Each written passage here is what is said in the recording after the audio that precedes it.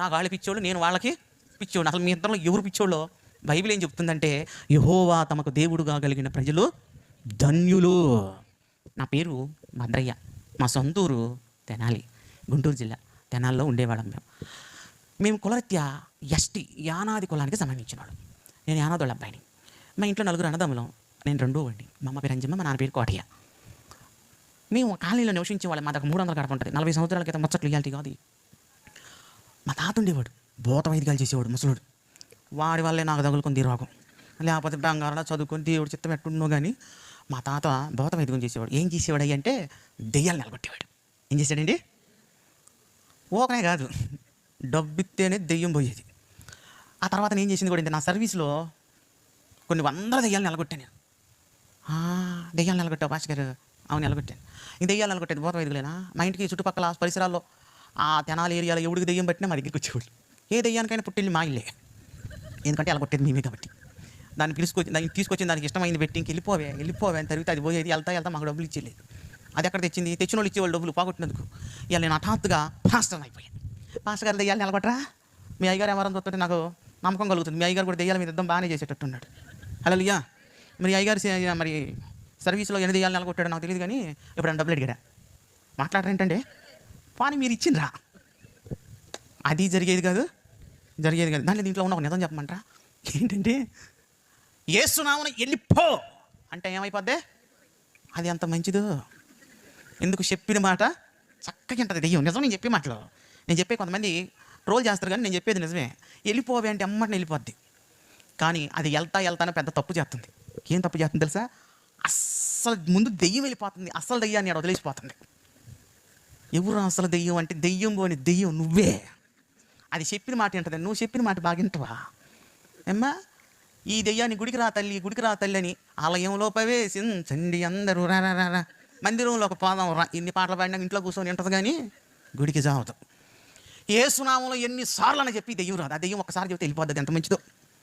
నా సర్వీస్లో ఆ దెయ్యాలను ఎలగొట్టి నా పని అయింది. కానీ ఇవాళ మా సంఘంలో దెయ్యాలతో నాకు సావస్తుంది. ఆ దెయ్యాల సేవ బాగున్నట్టుంది, ఈ దెయ్యాలతో యాగాడేగాని. హల్లెలూయా. అరే ఆరాధన అయిపోతుంది చివరిలో వచ్చి నాకు పాట అంటున్నావా? ఎప్పుడు ఇంకా ఆరాధన నేను మొదలు పెట్టాలి మైక్ ఇండి అనేసరికి నేను బాగాలేదు ఎన్ని ఇప్పుడు అప్పుడే వచ్చిందావా? ఏం లేటెస్ట్ సింగర్ ఎమ్మటే పాట ఇవ్వాలి ఆమెకి. ఒకరోజు ఇచ్చా, అసలు మామూలు టెన్షన్ లేదు. నాకు బస్సు పోద్దని నేను టెన్షన్ పడుతున్నా. మీటింగ్కి వెళ్ళాలని పాట తీసుకొని యేసుతోటి టీవీగాను పోతనా అంటుంది. నిజంగా పేడ వదిలిపోద్ది. టీవీకి కాదు, ఇప్పుడే నాకు బస్సు పోద్దని నేను టెన్షన్ పడి చెప్తుంటే 9ంటికి ప్రార్థన పెడితే 10:15కి వచ్చి ఏమంటుందంటే యేసుతో ఇట్టపోద్దంట. ర్యాకెట్ లాగా కచ్చిబుట్టి ఏం చేస్తామండి? ఏదంటే ప్రార్థనకి ఎగ్గొడతారు. ఇక దానికోసం చావాల్సి వస్తుంది. ఇవాళ మీరు మా సంఘస్థులు కాదు కాబట్టి ముక్కు సూడికి మాట్లాడుతుంది అనమాట. దయచేసి మీ అయ్యగారిని తెచ్చబాకండి. యేసు రక్తమే. నేను చిన్నపిల్లవాడిని. మా తాత భూత వైద్యం. నేను తాయితులు కట్టేవాడు. తర్వాత తాయితులు అంటే గుర్తుకొచ్చింది. నా సర్వీస్లో 70,000 మందికి నేను తాయితులు కట్టాను. ఎన్ని వేల మంది అండి? అంతమందికి తాయితులు కట్టాను. మరి నేను ఎందుకు మారిపోయాను? ఇలా నేను నమ్ముకున్న తాయితుల్లో ఏమీ లేదు. నేను విశ్వసించిన బైబిల్లో శక్తి ఉన్నది. హల్లెలూయా. 70,000 మందికి తాయితులు కట్టినోడిని నేను ఇలా యేసు ప్రభువుని నమ్ముకొని బైబిల్ హత్తుకుంటే మనవాళ్ళు ఇటు నుంచి అటేస్తుంటారు దెబ్బ. ఏం చేస్తారు? ఇక్కడ బాగానే ఉంటారు. ఏది గుడిలో పాట పాడమంటే యెహోవా నీ నామము ఎంతో బలమైన ఉడితే అంతలా బలమైంది ఏంటి? నీ ఇంటికి అంతలా కంప ఎందుకు కట్టుకున్నావు? అంతలా బలమైంది ఏంటి? నీ పిల్లలకు మొలతాడికి ఏం కట్టావు? అసలు నీ ఇంట్లో ఎన్నుండి అలాంటివి? ఇక్కడ చేయాల్సిన పనులన్నీ చేసి అన్ని మొండమ్మకాల పనులన్నీ చేసి మళ్ళీ ఆడికొచ్చి యేసు ప్రభు చాలా గొప్ప దేవుడు అని పాటలు పాడుతుంది. నా సంగతి అవతవతలు కనుక మధ్యలోకి వస్తే ఆరాధనలో కొరుకు తినేస్తారు మిమ్మల్ని. జాగ్రత్త. చేసే పనికనో పాడే పాటికి పంతం లేదు. ప్రియమైన దేవుని పిల్లలే, సరేనని నా దగ్గర చాలా మంది క్రైస్తవులు తాయితులకు వచ్చి అసలు తాయితులుగా ఉందో కూడా చెప్తారండి తొందరగా. మూడోది ఏంటంటే క్షుద్ర పూజలు చేసేవాళ్ళం. క్షుద్ర పూజలు అంటే ఏంటంటే ఊరు బయట అంటే ఎవడో రాత్రి ఎంత పడుగు బొమ్మేసి కొబ్బరికాయలు నిమ్మకాయలు తాములు పక్కన గుట్టపోసిపోయాడంట. రండి చూసి వద్దామని వెళ్తారా? ఒకవేళ పొరపాటున ఈ బాధలు కనపడితే ఇరు మాత్రం మీరు ఇంకా వేరు. ఆ ముగ్గులు వేసింది నేనే.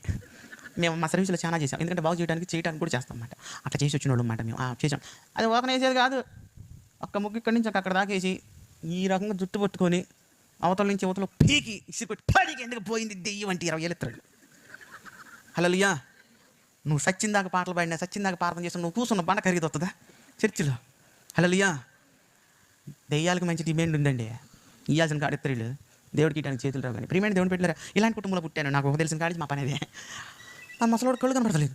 ఏంటంటే మా ముసలోడు కళ్ళు కనపడతలేదు. కళ్ళు కనపడేసరికి ఏం చేస్తానంటే కొబ్బరికాయ పెట్టి ఇక్కడ నిమ్మకాయ పెట్టి ఇక్కడ కోడిగుడ్డు పెడతాను. ఆ పని ఏం జరిగిందంటే ఇంకా అమ్మా నేను చేయలేను, నా పిల్లలు ఎవరికైనా నేర్పుకుంటానన్నాడు.